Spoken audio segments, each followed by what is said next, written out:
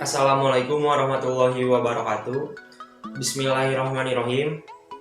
Semoga kita semua selalu diberikan kesehatan oleh Allah Subhanahu wa taala dan semoga wabah COVID-19 ini akan cepat segera berakhir. Dalam kesempatan kali ini saya ingin mengucapkan terima kasih kepada guru penguji Ibu Persita. Terima kasih telah bersedia sebagai guru penguji pada presentasi saya kali ini.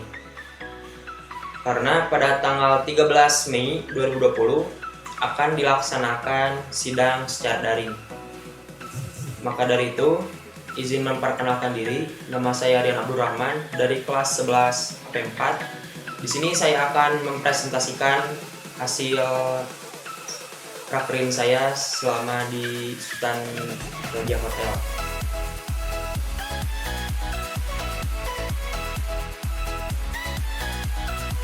Pembahasan yang pertama ada pendahuluan. 1. Latar belakang. SMK adalah sekolah menengah kejuruan yang memiliki tujuan untuk memaksimalkan keterampilan para peserta didik di berbagai bidang studi dan dengan khususan mempersiapkan lulusannya agar siap bekerja di dunia industri yang sebenarnya. Dengan berbagai program untuk melatih para peserta didik agar dapat bersaing di dunia industri dengan diadakannya praktek kerja industri. Latar belakang prakrin ini yaitu untuk menambah ilmu pengetahuan di dunia industri, meningkatkan keterampilan, dan yang terpenting itu adalah pengalaman. Prakrin sangat penting karena dapat meningkatkan skill sehingga siswa dan siswi siap bersaing di dunia industri.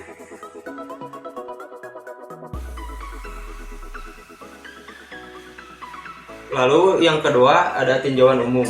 Sultan Raja Hotel and Convention Center merupakan perusahaan yang bergerak di bidang pariwisata. Hotel berbintang 4 ini terletak di Jalan Raya Soreang, Cincin, Pamekaran, Kecamatan Soreang, Bandung, Jawa Barat. Yang ke-1 ada sejarah singkat berdirinya Sultan Raja Hotel and Convention Center ini. Pada tahun 2010 mulailah dibangun Sultan Raja Hotel. Selama kurang lebih 3 tahun proses pembangunan hotel mengalami beberapa kendala. Contohnya mendapatkan protes dari warga setempat karena dengan adanya pembangunan Hotel Sultan Raja ini sumber air bersih menjadi krisis. Lalu akhirnya pada tanggal 11 November 2013, Sultan Raja Hotel and Convention Center ini dapat diresmikan oleh Bupati Bandung Bapak Haji Dadang Nasir dan Presiden Komisaris PT Pancaputra Group Bapak Sultan Raja Sitorus beserta keluarga. Kedua ada visinya yaitu menjadikan Sultan Raja Hotel menjadi raja di industri hotel Indonesia khususnya di daerah Kota Bandung. Lalu yang ketiga ada misi, yaitu ada beberapa diantaranya top quality of facilities and service, guest satisfied customer experience, warm staff behavior, unique design cultural, excellent service, dan high standard. Lalu yang keempat ada motonya itu we serve you as a raja, yaitu artinya kami melayani Anda sebagai raja. Lalu yang kelima ada fasilitas Hotel Sultan Raja.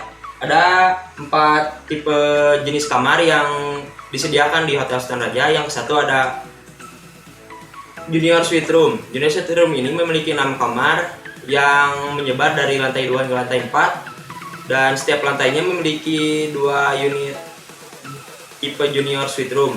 Kamar ini memiliki luas 64 meter persegi. Room rate yang diberikan hotel untuk kamar tipe jenis suite Junior Suite Room ialah 2 juta per malam. Lalu yang kedua ada Grand Deluxe Room. Grand Deluxe Room ini berjumlah 41 kamar dengan luas 32 meter persegi. Room rate yang diberikan hotel untuk kamar tipe ini adalah 1 juta per malam. Yang ketiga ada Deluxe Room. Deluxe Room ini berjumlah 15 kamar dengan luas 32 meter persegi.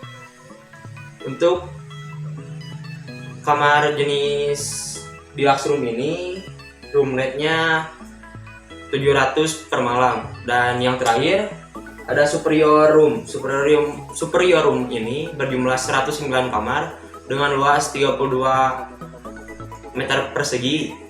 Tipe room rate tipe superior room ini yaitu dimulai dari 600 per malam. Fasilitas lainnya seperti restoran. Ada 3 jenis restoran yang disediakan di Hotel Stan Raja. Yang pertama ada SKR Surya Kencana Resto.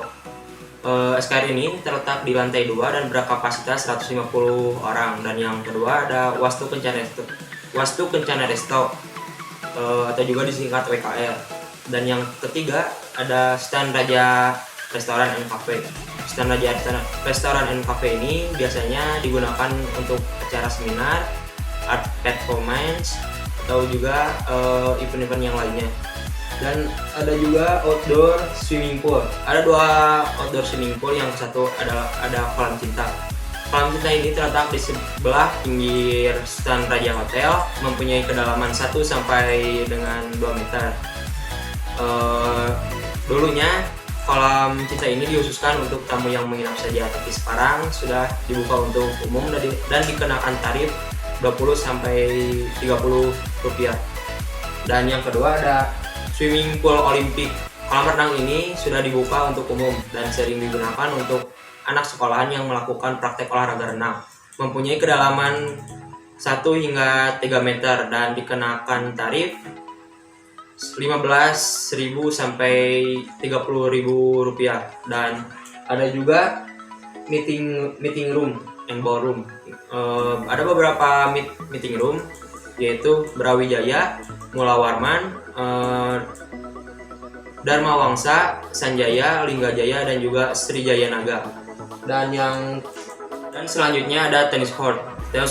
Tennis court ini adalah lapangan tenis yang sering digunakan tamu untuk bermain tenis dan mengisi waktu luang dengan bermain tenis di area luar hotel bersebelahan dengan kolam cinta. Lalu ada juga fitness center. Fitness center ini merupakan salah satu fasilitas olahraga yang ada di Stan Raja Hotel. Fitness center ini terletak di dekat swimming pool dengan arah yang sama pula. Fasilitas ini dibuka untuk umum maupun untuk tamu hotel. Namun bagi tamu hotel dapat mengakses fasilitas dengan bebas karena sudah termasuk harga kamar. Dan ada juga PCC, yaitu Pajajaran Convention Center. Gedung ini termasuk gedung serbaguna yang terletak di arah barat laut Stan Raja Hotel. Gedung ini biasanya digunakan untuk acara seminar dan wedding event. Dan selanjutnya ada kids room. Kids room ini area indoor yang disediakan pihak hotel dan dilengkapi dengan wahana permainan anak-anak, berada di lantai 2. Dan ada juga musik hall. Ruangan yang biasa digunakan sebagai ruangan hiburan dengan memadukan musik. Kapasitas 25 orang yang berada di lantai 2. Lalu selanjutnya ada karaoke. Ruang karaoke keluarga dengan interior yang memberikan kesan mewah dan berkapasitas 5 orang. Dan yang terakhir ada souvenir shop, toko yang disediakan pihak hotel untuk menjual berbagai cenderamata yang dihasilkan produk hotel. Yang keenam ada divisi-divisi yang ada di hotel secara umum. Yang satu ada general manager yang bertugas membuat perencanaan, bertanggung jawab terhadap operasional, menciptakan budaya, menjalin komunikasi dengan perusahaan lain, dan juga membuat keputusan. Lalu yang kedua ada sekretari, tugasnya yaitu membuat agenda kegiatan GM, menyimpulkan hasil rapat, membuat laporan hasil kegiatan. Dan yang ketiga ada asisten eksekutif.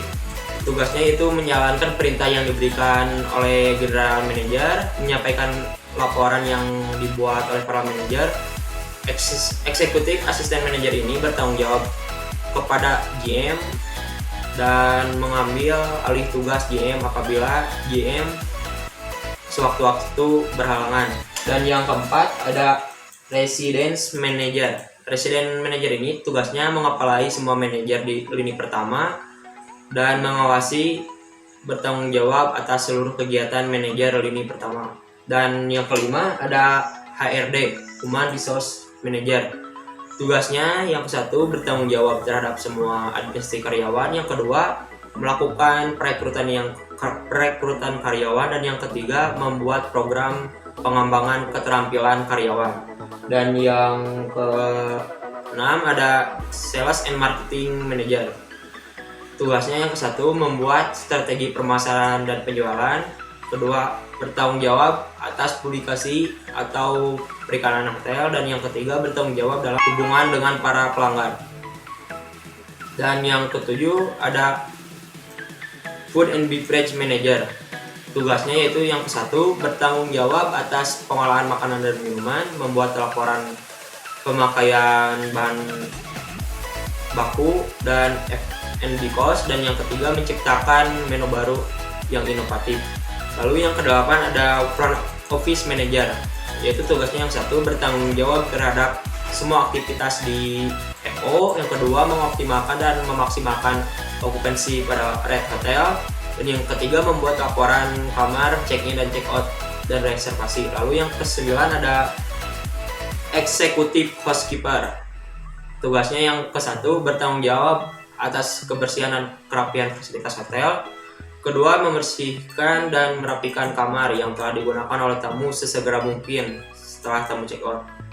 Dan yang ke-10 ada Account and Finance Manager, yang tugasnya bertanggung jawab atas semua pendataan atau pengadministrasian, transaksi dan keuangan, membuat laporan transaksi dan keuangan hotel. Lalu yang ke-11 ada Chef Engineering, yang tugasnya bertanggung jawab untuk memperbaiki dan menjaga peralatan dan fasilitas hotel. Dan yang terakhir ada Chef Security, yang tugasnya menghalau gangguan keamanan dari dalam dan luar hotel dan juga bertanggung jawab atas keamanan hotel.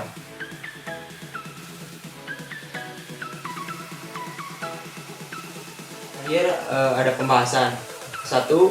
Pengertian F&B, yaitu Food and Beverage, yaitu adalah suatu bagian departemen yang ada di hotel yang mengurus dan bertanggung jawab terhadap kebutuhan pelayanan makanan dan minuman serta kebutuhan para tamu yang menginap di hotel. Lalu yang kedua, saya di Hotel Stanraja menjadi bookkeeper. Berikut uraian tugas bookkeeper antara lain yaitu ke-1 menangani penataan miss and place, yang kedua membantu penanganan service preparation, yang ketiga memelihara suasana kerja yang sehat, keempat membantu chef dalam pengolahan makanan, yang kelima menghadiri briefing chef, dan bertanggung jawab atas persiapan bahan yang akan digunakan. Dan yang ketiga ada peralatan kerja. Di gambar A ada rice cooker. Alat ini biasanya digunakan untuk menanak nasi. Dan di gambar B ada salamander grill. Salamander grill ini alat untuk memanggang makanan yang sumber panasnya berasal dari atas. Lalu yang di gambar C ada grill. Biasanya digunakan untuk memanggang berbagai daging. Dan di gambar D ada griddle. Griddle ini sama seperti grill, tapi yang membedakannya adalah permukaan yang datar, flat. Selanjutnya ada stove, alat untuk memasak makanan, dan ada juga microwave. Microwave adalah alat untuk memanaskan bahan makanan. Dan selanjutnya ada slicer. Slicer ini alat untuk mengiris makanan seperti sayuran dan buah-buahan yang lainnya. Dan di gambar selanjutnya ada mixer. Mixer merupakan alat untuk membuat adonan. Dan di gambar ini ada multi-purpose knife, karena pisau ini serbaguna dan bisa digunakan untuk memotong bahan makanan apa saja. Dan ada beberapa macam cutting board. Yang ke-1 ada green cutting board. Green cutting board ini dikhususkan untuk memotong buah dan sayuran. Ada juga yellow cutting board, digunakan dikhususkan untuk memotong unggas mentah, dan ada juga white cutting board dikhususkan untuk memotong daily harian produk F&B. Dan selanjutnya ada sharpener knife. Sharpener knife ini digunakan untuk mengasah pisau. Lalu selanjutnya di gambar M ada meat hammer. Meat hammer ini alat yang digunakan untuk mempipihkan daging. Dan di gambar selanjutnya ada clipper. Clipper ini pisau yang digunakan untuk memotong tulang atau mencincang daging. Dan selanjutnya ada gambar blender. Blender ini digunakan untuk menghaluskan bumbu ataupun makanan. Dan ada juga wok crank. Wok crank ini fungsinya sama seperti alat kompor, yaitu salah satu alat yang dapat membuat bahan makanan menjadi matang. Dan di gambar Q ada water boiler. Water boiler ini yaitu alat untuk membuat sop atau makanan yang berkuah lainnya dengan jumlah yang banyak. Dan selanjutnya ada tilting frying pan. Tilting frying pan ini alat untuk menggoreng makanan dengan minyak sedikit dengan jumlah yang sangat banyak tentunya. Dan yang selanjutnya ada mesin ice tube. Mesin ice tube ini digunakan adalah alat untuk menghasilkan kristal es kristal. Dan selanjutnya ada grater, yaitu alat untuk memarut makanan. Dan di gambar W ada wooden spatula. Wooden spatula ini digunakan untuk mengaduk makanan yang sedang ditumis, digoreng, dan lain-lain. Dan ada juga frying pan. Frying pan ini sering digunakan untuk membuat omelet. Dan di gambar terakhir ada pilar. Pilar ini alat yang digunakan untuk mengupas makanan. Dan yang keempat ada standar operasional prosedur. Yang pertama, melaksanakan tugas yang telah diberikan sesuai standar. Kedua, mengetahui bagaimana mengoperasikan seluruh mesin dan peralatan yang ada di kitchen. Yang ketiga, memeriksa persiapan sehari-hari, ala carte, dan event lainnya. Dan keempat, melaksanakan daily briefing sebelum atau sesudah operasional. Kelima, memeriksa persiapan sehari-hari dan koordinasi dengan lancar. Keenam, membuat store, request, dan market list diserahkan ke CDP untuk diperiksa dan diberikan kepada ex-chef untuk disetujui. Ketujuh, meminta izin pada waktu jam istirahat. Kedelapan, yakinkan bahwa semua makanan yang disajikan pada tamu harus sesuai dengan standar yang ada. Dan kedelapan ada jagalah kebersihan dan kerapihan setiap waktu. 9, melaporkan setiap kejadian kepada ex-chef maupun CDP. Dan yang terakhir, memakai logbook sebagai media komunikasi. Ada kendala yang didapati saya selama prakerin, yaitu ketika di pertengahan selama melaksanakan prakerin saya lupa membuat omelet. Padahal ketika saya di awal masuk prakerin saya bisa membuat omelet. Dan saya juga mendapatkan komplain dari tamu karena saya telat mengisi ulang makanan. Dan yang terakhir, saya kurang memahami nama-nama sayuran dan rempah-rempah yang ada di kitchen Sultan Raja Hotel. Lalu yang keenam ada pemecahan masalah. Dengan masalah seperti itu, pemecahan masalah harus diatasi dengan niat dan keinginan. Saya terus-menerus belajar membuat omelet dan akhirnya saya bisa kembali. Lalu harus lebih cekatan dalam mengisi ulang makanan dan belajar lagi memahami seputar nama sayuran dan rempah-rempah.